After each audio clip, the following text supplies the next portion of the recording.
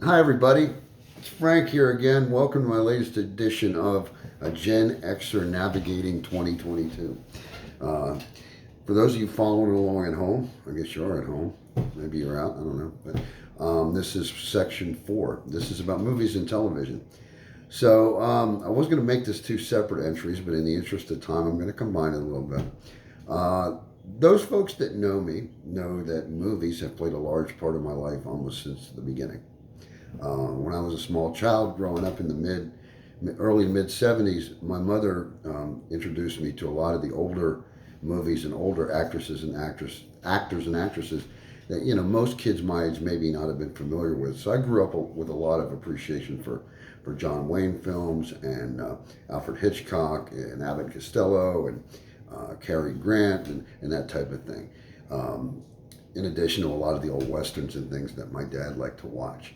The 1960s Clint Eastwood spaghetti westerns and such. So I liked movies from when I was small. And then, of course, most people know that I worked in a movie theater for many years, 16 to be exact. So in that time, I probably saw thousands of films. And probably from 1979, when I really started going to the movies, to 2000, when I left the theater industry, I probably saw, I would say, 75% of the movies that were released, of all genres, really. But I will tell you that I don't go anymore. The movies in 2022, I know there's probably good stuff out there if you sift through the junk, but most of it is, in my opinion, just so special effects laden and so top heavy with, the special effects, the CGI stuff, the torture porn, the paranormal stuff. I mean, it's all, a lot of it is retread stuff to begin with, and then, it's just so overdone, Now, I mean, I love special effects. Don't forget, I'm of the generation we grew up with Star Wars. Saw Star Wars at the movie theater.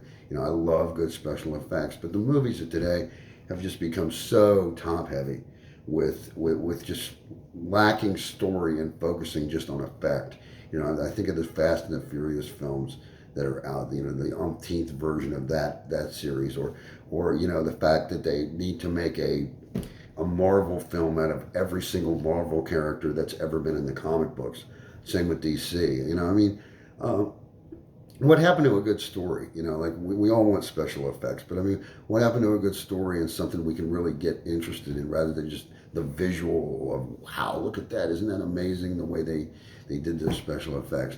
And then, of course, I was never a huge horror movie fan. I mean, I appreciated, Halloween and The Shining and, even going back to The Exorcist and Rosemary's Baby and such. But like everything now is about, supernatural, paranormal stuff and one-upping the last movie as far as gore, like I said, the torture porn stuff. I mean, while I appreciated the creativity of Saw and that type of thing when it came out, it's just so, the next film is just about how can we gross out people more than we did the last time. So, I mean, I have no time for that. And maybe it's a function of my age. I'm sure it's a function of my age. But, I've always been of the, if it ain't broke, don't fix it kind of mentality. I think we had, good films back in the 70s, the 80s, and before, even the 90s. But, things have just gotten, to me, ridiculous. Plus, everything has some kind of, like internalized woke political lesson to it, where the director and the writers want to push us in a certain way politically, so they embed it with all these political messages that we're supposed to follow along blindly to. And as most of you that know me know, I don't buy into that either. And of course, that leads me to the television, which is, without the special effects stuff I was talking about, it's pretty much the same. I mean, everything that's on TV now has been done before. I mean, it's the sitcoms really aren't funny anymore. The retreaded jokes, retreaded plots from, I don't know, Family Ties or Bewitched or I Love Lucy or whatever, just updated with current, again, embedded political values, which we're supposed to follow along with. The dramas or the procedural dramas, I mean, I was all in on CSI when it came out in 2000.